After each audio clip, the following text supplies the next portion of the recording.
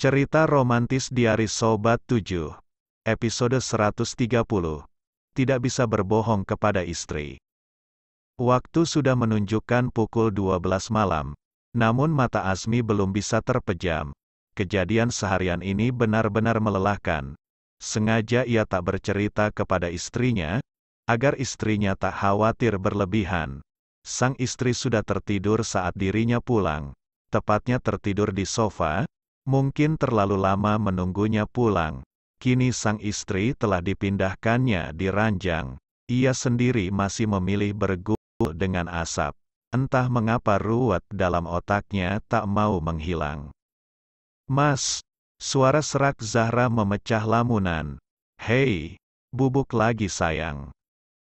Zahra menggeleng. Ia beranjak menemui sang suami yang duduk di balkon. "Sini."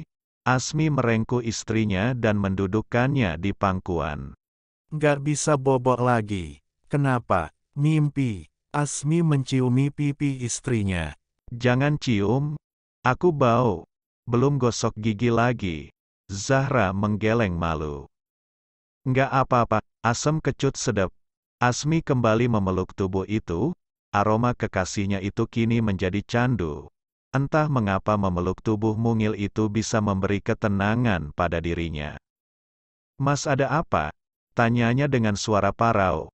"Apa sayang?" Asmi berusaha menutupi. "Aku mimpi buruk."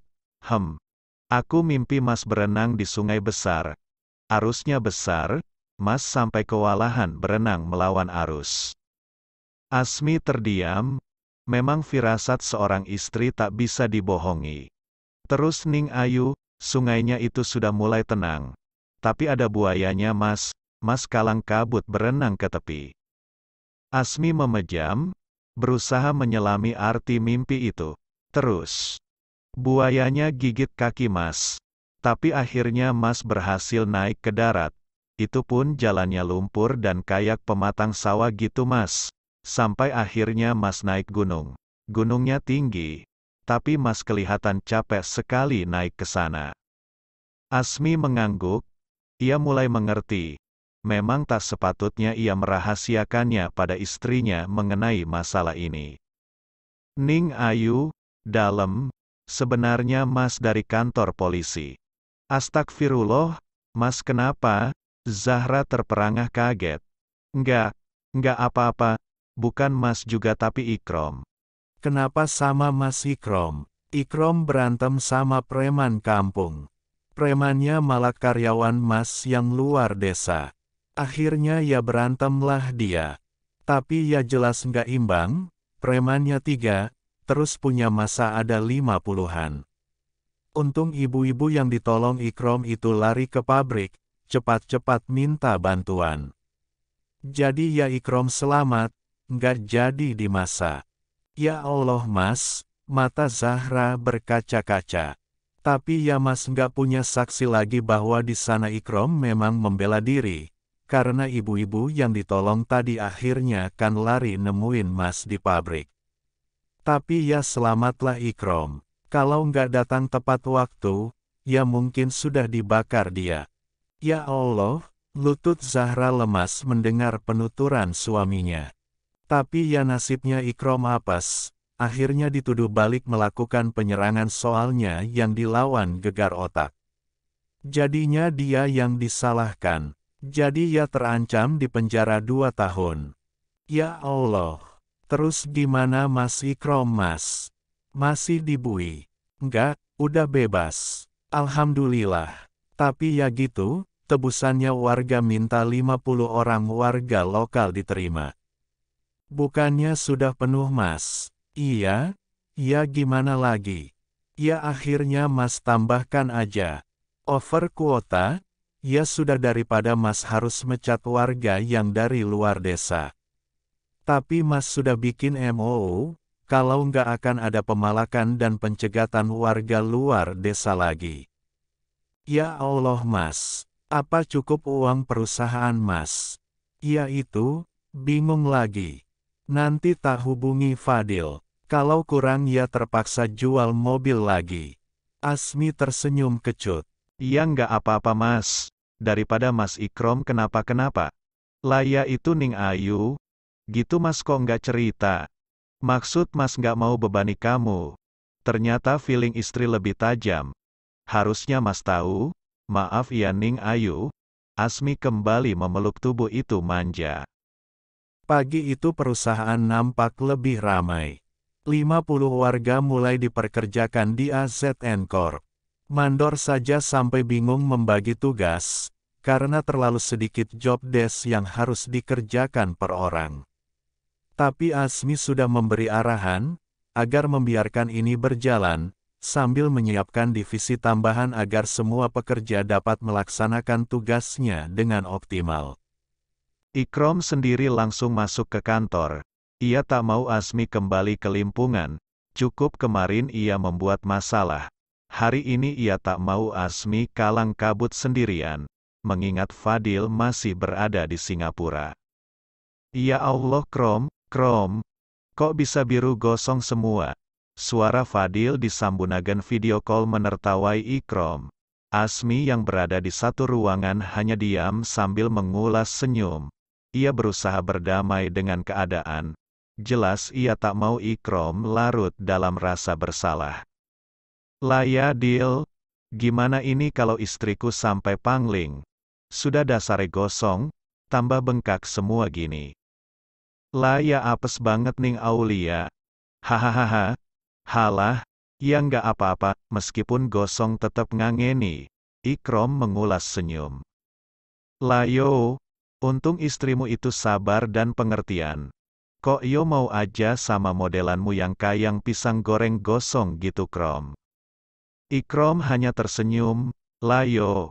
Tak tinggal 2 hari aja kok pakai acara berantem sama preman toh Krom. Lah, Il, aku ya getun banget. Jujur Krom, dulu pas kamu bulan madu itu aku gregetan. Pas perusahaan jatuh bangun kamu asik-asikan sama istrimu. Lah kok sekarang kontan dibales. Aku bulan madu kamu babak belur. Ya Allah Krom, nasibmu. Tobat Krom, biar nggak apes begitu kamu. Ikrom hanya tersenyum nyengir mendengar gurauan Fadil. Lah ya Dil, maaf ya. Gini ini kamu jadi bingung muterkan uang lagi buat bayari pegawai baru. Yo jangan ke aku, ke Gus Elo. Iyo, maksudku ya sekalian gitu. Gus enggak ngomong belas sama aku lakyo bingung.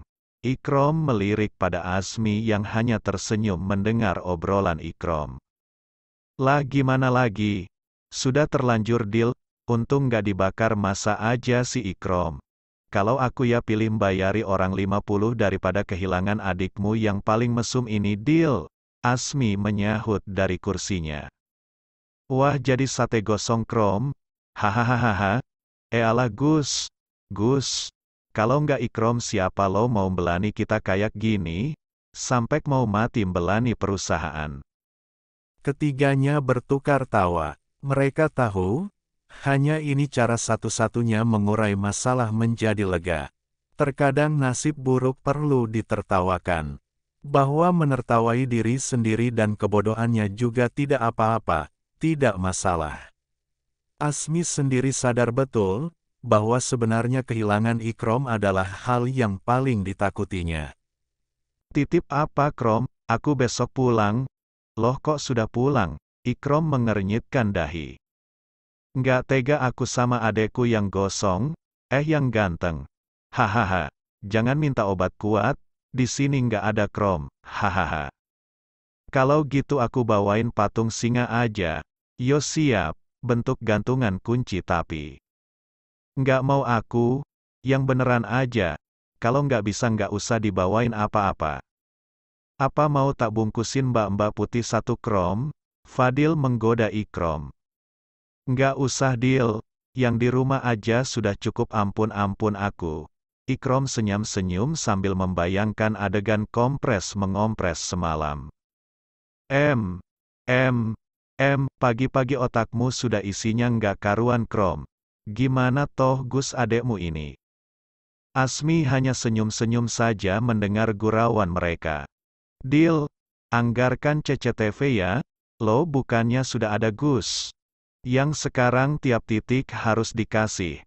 Fadil mengangguk paham. Siap Gus, nggak titip apa-apa tak?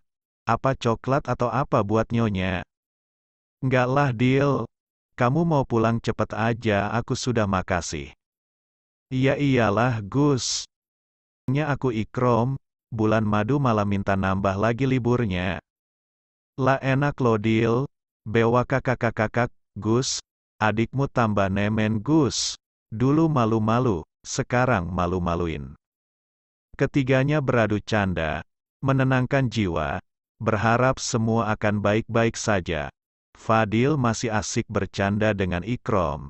Memang terkadang, cara menenangkan tiap orang berbeda-beda, seperti hubungan Ikrom-Fadil, yang saling menenangkan bukan dengan kata mutiara, namun dengan cara saling mengolok satu sama lain. Jelas terdengar tak biasa, namun begitu adanya. Asmi hanya tersenyum melihat mereka kembali bercanda. Hampir maut merenggut sahabatnya. Tak apalah usahanya harus kalang kabut lagi. Asal Ikrom dan Fadil masih bisa bercanda seperti ini. Ya Allah Gusti, saya manut arah takdir panjenengan. Asmi memejamkan mata. Sayup-sayup suara berat menyahut nun jauh di sana. Suara sang guru tentu saja. Ora kabeh pacoban kuwi kudu langsung enek jawabane. Tapi kadang pancen kudu dilakoni. Dadi kuncin yo ngelakoni. Tapi abot, Kiai, lah protes popie, ora ikhlas tu. Asmi hanya terdiam. Ternyata ikhlas memang berat, namun tiba-tiba, kehusyuan itu terganggu oleh suara cempreng yang terdengar dari sana. Lagu Denny Caknan dinyanyikannya asal. Siapa lagi kalau bukan Ikrom pelakunya? Gusti, kulo pun manut dalane. Mung panjenengan sing ngatur ceritane. Asmi hanya tertawa, ingin marah tapi tak bisa. Suara Kiai Ridwan memecah suasana. Wow, bocah gemblung. Wow, dasar bocah.